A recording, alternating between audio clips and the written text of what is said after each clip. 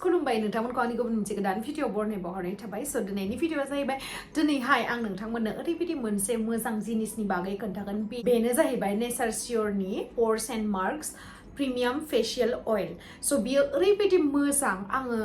गोबाव समनिफ्रायनो इउज खालामनानैहाय बेनि बेनिफिट्सखौहाय बिराद मोजां मोनदों बेनि थाखायनो आं सानबायखि नोंथांमोननोबो आङो खोन्थानानै होनि स' देट नोंथांमोनाबो माखासे प्रब्लेम जाखिनि नोंथांमोनहा फेस खालामगासिनो फेसआवहाय स' बेनिफ्राय नोंथांमोना बारग'नो हायो बा एसेबाबो हेल्प जागोन खोमा बेबायदि साननानै आङो दिनैहाय नैबे नेचार शियरनि pores and marks premium facial अइलनि अनेस्ट रिभिउ होनो नागिरदों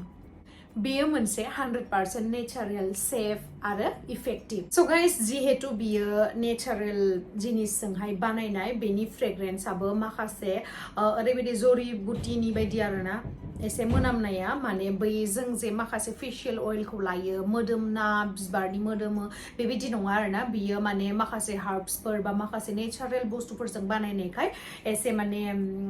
मोनामनाया आलदा आरोना ओमफ्रायहाय बेखौ लायोबा जोङो मेकआपनि सिगां लानांगौ आरो लोगोसे जेरैहाय जोङो नर्मेलि स्किन केयार खालामनायावहाय जेरैहाय फेशियल अइलखौहाय इउज खालामो बेबायदिनो जोङो लानांगौ दानिया आङो एप्लाइ खालामनानै दिन्थिनि नै नोंथांमोनाथ' नुखाबाय नैबेनि पेकेजिंआ बेबायदि आरोना नेचार शियरनि pores and marks जिथु प्रिमियाम फेशियल अइल दङ बेखौहाय आङो एसे ड्रप्स दिहुननानै लानोसै आखायावहाय ओमफ्राय दायो आङो मोखां सुखांनानैहाय बेखौहाय आङो दायो आंनि फेसआवहाय एप्लाइ खालामगोन एज ए मयस्चाराइजार बा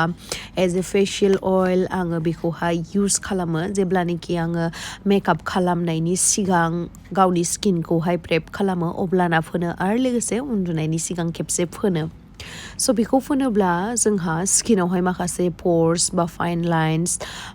बेफोरबायदिनि प्रब्लेम जायोना स्किन लुज जायो स' बेफोरखौ मोजां खालामनो थाखायनो नैबे फेशियल अइलखौ फोननाय जायो आरो लोगोसे डिपलि मयस्चाराइज खालामनानै लाखियो जोंनि स्किनखौहाय स्मुथ स्पटलेस स्किन बानायो आरोना बेखौहाय सार्कुलार मसनावहाय आं एसे मासाज खालामनानै लानोसै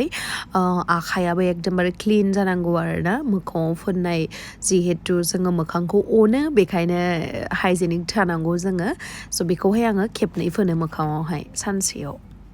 नोंथांमोना गावनि मेगनजोंनो नुगासिनो रिजाल्टखौहाय माबोरै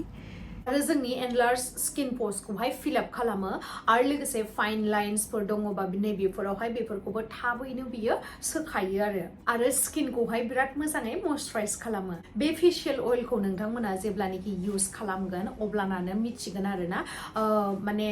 स्किनखौ लानानैसो डिपेन्ड खालामो सोरबा पार्सन टु पार्सन जेनेबा सोरनाबा थाबनो रिजाल्टसखौहाय नुनो मोनगोन आरो सोरनाबा एसे गोबाव लागोन मानो होनना बुंबा बयनाबो स्किनाथ' आलदा स' आङो बेखौहाय बांसिनानो मेकआप खालामनायनि सिगां इउज खालामो नोंथांमोनाथ' नुखाबायानोसै आरो लोगोसे बेखौहाय आङो लानानै ओरैबायदि आंनि स्किना क्लियार जादों ओरैबायदि मोजां जादों आंनावहाय माखासे प'र्सफोर दंमोन आरोना बेयावहाय स' बेखौहाय आङो डेइलि बेसिसावहाय इउज खालामनानैहाय बिराद मोजां रिजाल्ट मोनदों स' गाइस नोंथांमोनाथ' नुखाबाय आंनि रिजाल्टसखौहाय स' माखौथो नेनानै दङ थाबैनो थांनानै नैबे भिडिअनि डिसक्रिपसनावहाय अलरेडि बे प्रडाक्ट्सनि लिंकआ होनाय दंखायो थाबैनो थांनानै अर्डार खालामदो आरो लोगोसे एप्लाइ खालामदो फोनदो माबोरैहाय मोनो आंखौहाय खोन्थाहरनो दाबाव